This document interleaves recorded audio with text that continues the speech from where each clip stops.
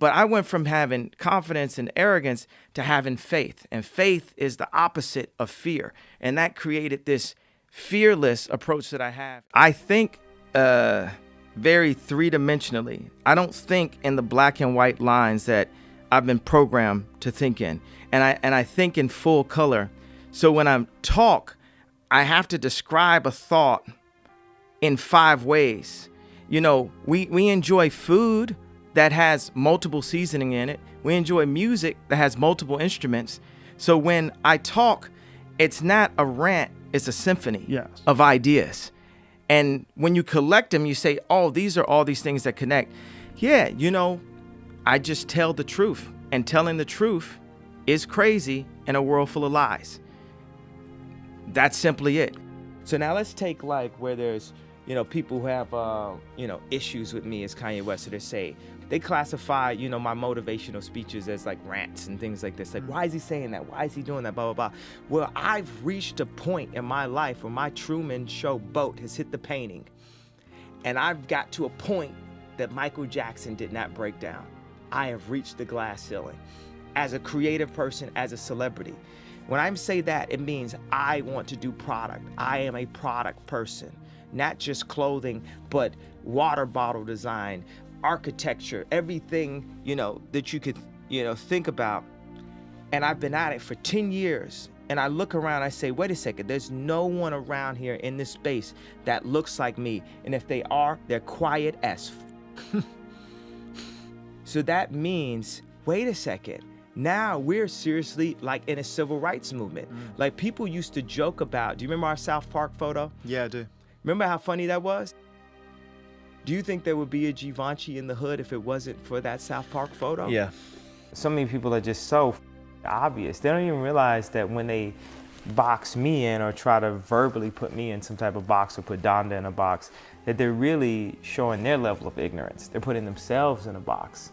And, you know, people can write all they want, but what are people doing? And if there's anybody that's out there doing, they know how hard it is to actually do. And I'm like a motivation of the doers. If everything I did failed, which it doesn't, it actually succeeds. But if everything I did failed, just the fact that I'm willing to fail is an inspiration. People are so scared to lose that they don't even try. Like one thing that people can't say is they can't say, I'm not trying.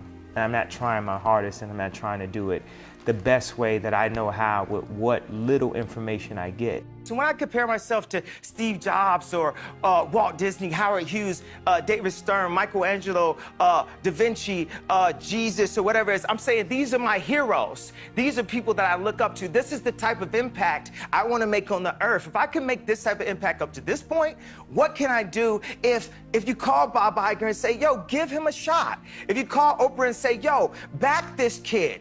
His parents were educators. He wants to educate. He wants to look at curriculums and say, how do we simplify that? Exactly what I did in music, I want to apply to product. I want to apply to education. This is what my company, Donda, is about. I could rap all I want, but without that Rockefeller chain and Damon giving me that Rockefeller chain and without getting a record deal, I don't care how many beats I sold to whoever, I couldn't have made it to the point to make Jesus Walks. And now, even as a celebrity, blah, blah, blah, I've reached a ceiling. And the way paparazzi talk to me and my family is disrespectful also. You know what I'm saying? We bring something of joy to the world. When people hear my music, they have a good time. And I should be respected as such when I walk down the street. Don't ask me a question about something you saw in the tabloids. Don't try to antagonize me, because you know what? It's not safe for you in this zoo. You know, never think that I'm not from Chicago for 1 second.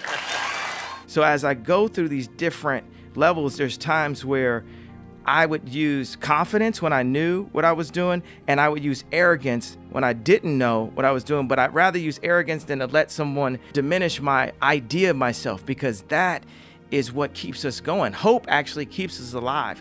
But I went from having confidence and arrogance to having faith. And faith is the opposite of fear. And that created this fearless approach that I have. And that's what now has made me the fearless leader that I am, that I've like crystallized into the leader that my mom always knew I would be when kids followed me in preschool, the leader that people saw when we changed the sound of music, the leader when we changed the sneaker industry, the leader in what we're doing with farming and with shelters.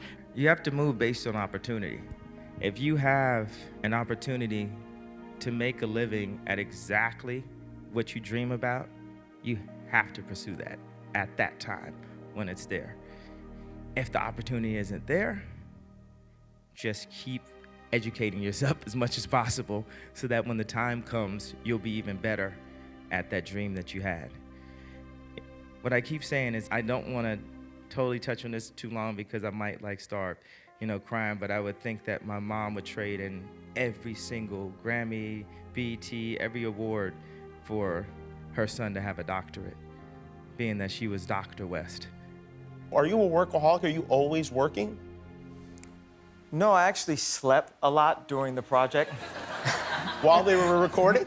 Yeah, I have a team and we work together. I spent a year and a half after I got out the hospital, and I would go to Amoeba record store and I just start chopping up samples. And it's very therapeutic because I wasn't full yet. I don't know if I'm full yet now, or better or worse, whatever, but it was therapeutic just to listen to those songs and sample and go back to being 14 years old in my mom's house. And by the time it was time to do to put the albums out, we have a whole team at Yeezy Sound that will help come and do the drums, help with lyrics, help with choruses, and I'd give 6, 7 people ideas that I want on the song, and I just go to sleep. We want is a real shot. Not, okay, I'm a celebrity, so that means my line has to cost $10 a t-shirt. No, I understand about quality. I understand about fabrics. I spent 10,000 hours at this. I dedicated my life to this. Then a lot of people say, okay, well, you have to do music. I'm gonna keep doing music, but what if people told me I couldn't rap? What would have happened? What if people told me I couldn't perform? I'm only 36 years old. I have other goals and other things, and I'm gonna use my platform, every platform, to stand up and say, I wanna make something. I wanna make the next Ralph Lauren.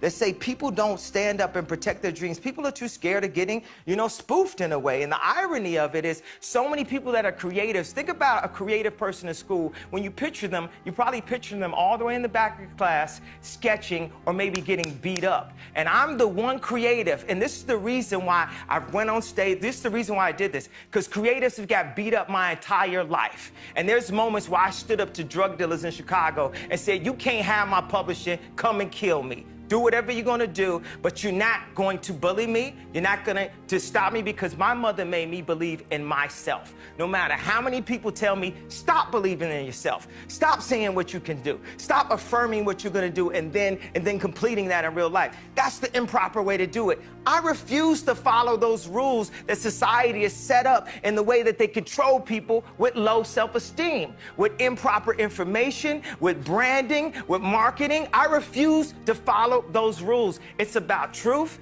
it's about information, it's about awesomeness, and the only luxury is time, the time you spend with your family. That's the only luxury. So this concept of luxury. And I remember the last thing she said, you know what the problem is with all these students? As soon as they did anything, from when they were really little, their parents clapped. And the point she wanted to make to me, that she said to me as we were leaving out the hallway of the restaurant the last time I saw her, was, don't clap.